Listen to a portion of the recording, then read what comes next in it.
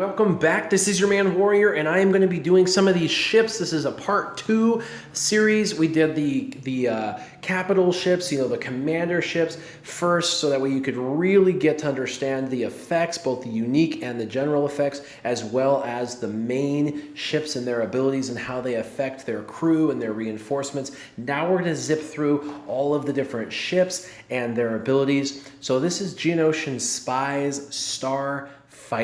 It's a pretty cool looking ship, I'll be honest with you, and I didn't even think that Geonosian Spy would be in here, but he is. So he gives a unique ability to the ship, which says deal special damage to a target enemy and inflict defense down for 2 turns. So defense down for 2 turns, and on his basic, he's going to deal, actually this has a cooldown of 2, so this is a special ability.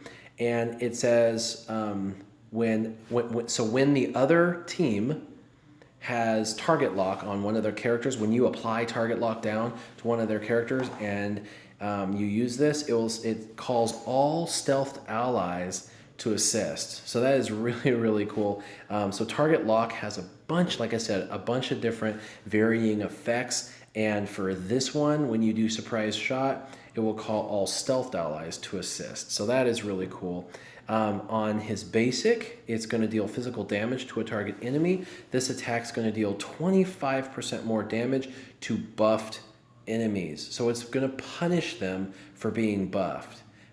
So this is kind of a unique train of thought. So the Empire characters are all trying to do debuffs and take away buffs.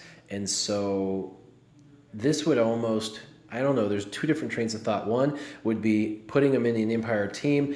You're going to guaranteed hurt them. You're either going to do more damage because they're buffed, or you're going to do debuffs with the other characters. But my thought would be add this guy to a team where you know that maybe your strategy isn't debuffing the other team. And if your strategy is not to debuff the other team and give them all, days and target lock and all that, then maybe you should probably have something like this in here, because the truth is you're probably going to have an opponent that's got some buffed abilities on their troops, and this is just going to give Geonosian Spy's Starfighter extra damage when he attacks. So that's that. The clandestine operations is unique. The Geonosian Spy Starfighter is going to have plus 35% critical damage while stealthed. In addition, whenever it takes damage, it has a 20% chance to gain stealth for 1 turn. So it has a chance of going stealth, and it does more damage when he's stealth. That's the clandestine operations. Very, very cool. Of course, it's an attacker. He's Geonosian. Pretty strong ship. I think that of all the ships, there's probably better ships to put into your lineup. So if you have this ship, I'm not sure, this is one of them that I would say is an absolute must-have. So this is bringing relevance to Jedi Consular again, his Starfighter, and of course it's a support ship, Republic Jedi. So we can click on his unique ability that he brings to the table, and it's called Stabilize. It has a cooldown of 3, and a target ally recovers 65% protection. There is so much protection adding on these new ships. It's absolutely crazy. It's going to keep them in the fight a whole lot longer. And it says if an ally is Republic, and I'm hoping you'd put him in a Republic team, they recover an additional 25% protection. So he is giving protection to himself or to a target ally and another target ally. So a couple of people are going to get added protection. Kind of the new wave of healing, so to speak, is adding all this extra protection. And that's what Jedi Consular brings to the table. Now, the ship has 2 abilities, a basic, which deals physical damage to a target enemy with a 70% chance to gain defense up for 2 turns. Now, if you use this basic, if the other person that you're targeting has target lock on them, it will grant another random ally defense up for 2 turns. So it's going to buff another ally, which is awesome, give them defense up for a couple of turns. And it already is going to, have a 70% chance of gaining himself defense up. So that's cool. And then, of course, Guarded Assault has a cooldown of 4. It's going to deal special damage to a target enemy and call target ally to assist, if able. So you would want to, it says target ally, so you're going to actually pick the ally. It says Jedi, consulars, starfighter, and the assisting ally gain protection up, which is plus 40% for 2 turns. So that's why it's called Guarded Assault. It's going to, I mean, he's there as really a support unit to buff, to be able to re-add protection. You know, there's really no need for a heal on a ship when you're adding protection to a ship. And you got to keep in mind, healing a person makes sense. Healing a ship doesn't really make sense. That's why they're adding protection, because those are like shields, so to speak. You know, adding protection is like adding additional shields. It just doesn't really make sense to have healing with ships. And that's why they've gone with this protection aspect. And so, yeah, he's going to be basically the healer of the skies, giving them all, the ships, all this extra, you know, buff with all the extra protection and whatnot. So that is really, really cool.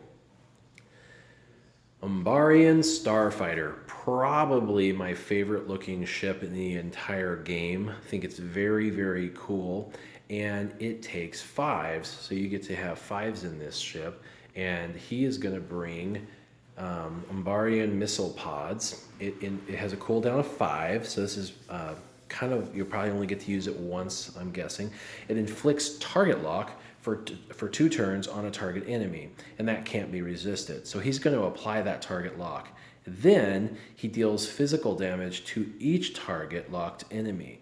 So as he's adding target lock and other people are adding target lock, it's going to give him an increase in ability to hit more than one target. So if you do this right and you have a few other people target locked, then you do it, it's kind of like an AoE. And then it says this attack deals 20% damage for each target locked enemy, plus 20% more damage. So that is, you know, it's going to not only hit more people, but it's going to hit for more. So that is really, really cool. The ship's 2 abilities, let's do the basic. Plasma weapons. It deals physical damage to a target enemy with a 100% chance to inflict offense down and defense down for 2 turns. So it's like rendering the other ship useless. The defense down, the offense down. I mean, he's hardly going to hit. He's going to take damage easy. So this is a very cool support ship ability. And for target lock, it will dispel all positive status effects when using his basic on the target, provided the target has that target lock on. So you can kind of start to see now, target lock in and of itself on a ship doesn't do anything. You got to get it on the ship, and then once you have it on the ship, these other ships, when they're using their basics, are going to have another ability because that opponent had target lock on them at some point applied to it. So when they had target lock on them above their head, you're going to dispel their positive status effects. So what's really cool is they've turned 5s into a dispeller, which is really, really cool. And of course, it's a Republic. It's considered a tank and a clone trooper. Now this is Sunfac's Geonosian starfighter. So basically it's a very similar starfighter ship to like the one we just saw. Essentially they're identical, but he's going to bring something different to the table. So his special ability he brings is called Prime Target. It has a cooldown of 4, and it's going to deal physical damage to a target enemy. If that target is buffed, it also stuns them. So this is really going to punish people for having buffs. So again, Geonosian Spy did the same thing. So I'm seeing a trend. You'll want to definitely put your Geonosians together because there's a theme there of punishing people who are buffing up their team by stunning them and things like that. And then let's look at his basic, Air Superiority.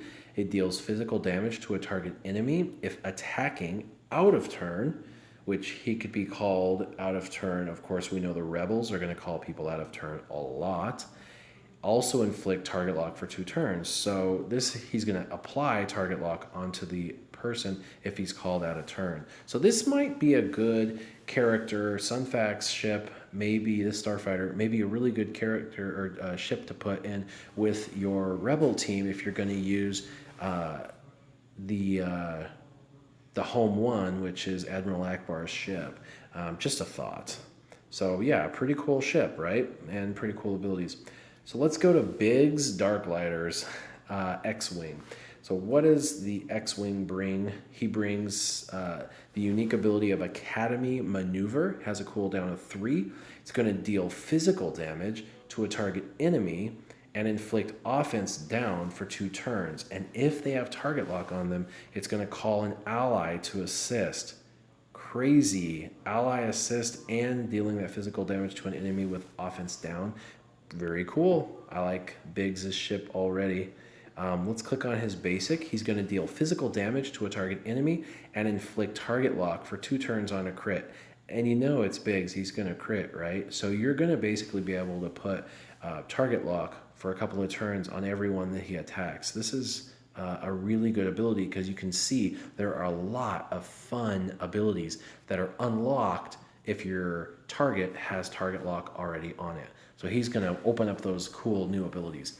So this is called Daring Assault. It is his unique, and it gives his X-Wing, it says his X-Wing recovers 35% protection and taunts for 1 turn whenever an enemy becomes target locked. So he applies target lock and then recovers protection and gains taunt. So he's turning into a tank in essence in this game, which is really, really amazing that we're getting this capability of having Biggs, who wouldn't normally be considered a tank. In his ship, he is actually considered a rebel tank. So very cool. He gains taunt pretty much. I mean, it says he recovers 35% protection and taunts for 1 turn whenever an enemy becomes target locked. Well, his basic deals physical damage and target locks. So every single time he hits, he's going to target lock, he's going to gain protection, and he's going to taunt. And then he's going to do his basic, and then he's going to inflict it, target lock for 2 turns, and he's going to get protection and taunt. I mean, this is a very, very effective tank. So for these ships that I've shown you now, what is your favorite? I'm going to do another video going over the rest of them. Which ones have I shown you so far that you like? Leave them in the comments down below. As always, keep your gaming on. Warrior out.